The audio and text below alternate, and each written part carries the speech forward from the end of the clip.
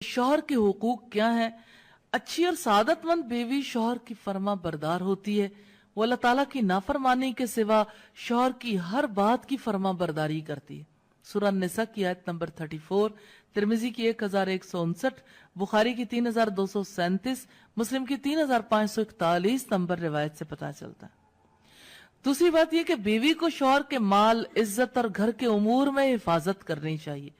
अन्निसा की आयत नंबर 34, इब्न माजा की 1853, सिलसिला सहीहा 1203, बुखारी की 893 और तिरमिजी की 1163 नंबर रिवायत से पता चलता है। तो असल में बीवी की जिम्मेदारी क्या है? शौहर की इज्जत, उसके घर बार और माल की हिफाजत करनी चाहिए।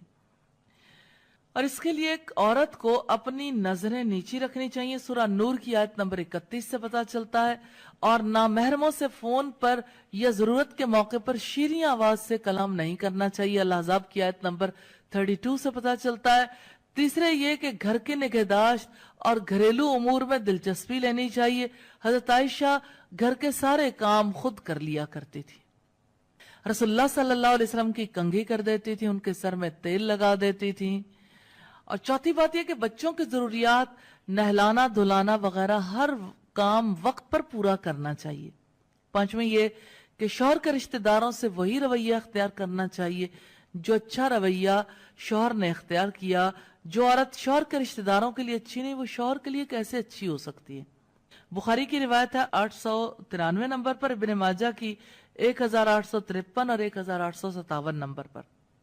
तीसरी बात यह कि शौहर की नाशुक्री से बचना चाहिए कि शौहर की नाशुक्री जहन्नम में ले जाने का सबब है।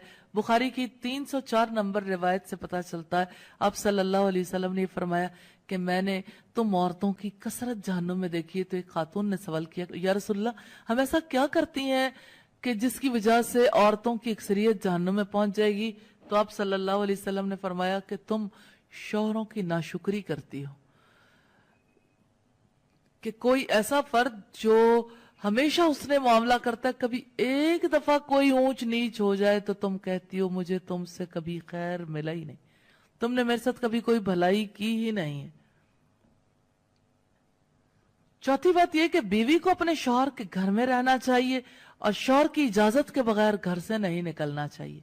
यह अल-अहज़ाब की आयत नंबर 33 से पता चलता है। और पांचवी बात यह कि शौहर को खुश रखना चाहिए क्योंकि ये जन्नत में ले जाने का जरिया।